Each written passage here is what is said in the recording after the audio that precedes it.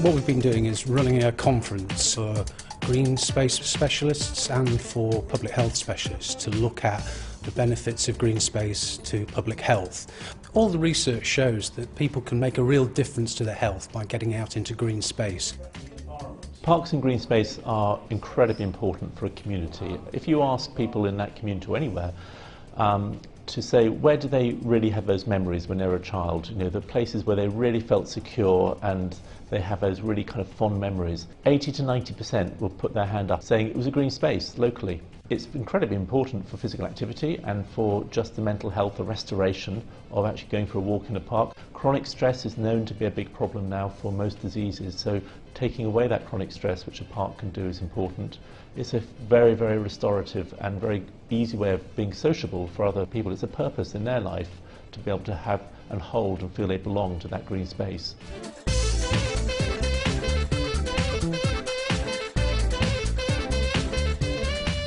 One of the big findings of my research was I looked into the benefits for children spending time in green spaces, and the health benefits were really prominent, both the obvious thing about sort of physical activity, but also kind of coordination and motor development as well. But I think even more significant than that was the emotional health, that children simply are more balanced in their lives because they can spend time in green spaces.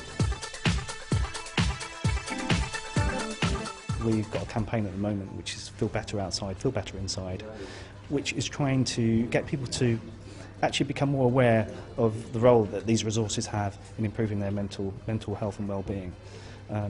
We believe they're really important, they're worth investing in and they're worth protecting.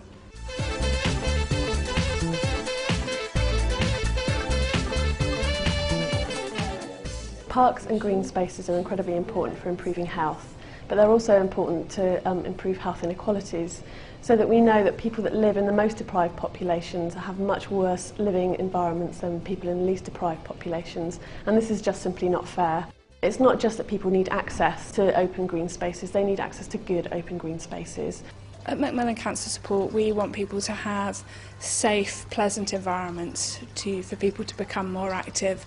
So if a park has continued investment and there are safe places to play, safe places to be active, we'd really welcome that.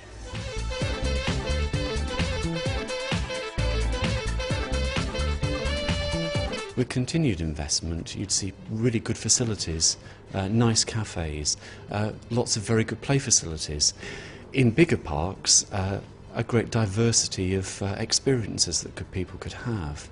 And that would be things like nature conservation, having a biodiversity area, ponds, etc. You could have formal gardens, areas for sport, areas for tranquility. So offering a whole range of experience. Did you know that spending time in green spaces can help prevent respiratory and heart-related conditions, such as asthma and stroke? Yes, that's right. Air pollution and extreme heat can increase hospital admissions for these common chronic diseases. Trees not only help combat climate change by capturing carbon, but they also improve the outdoor air quality by filtering out airborne pollutants that can be harmful to a human body.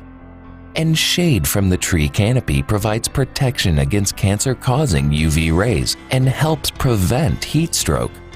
Clearly, our own well-being can no longer be separated from the health of our environment. This is why, and now it's your turn to spread the word.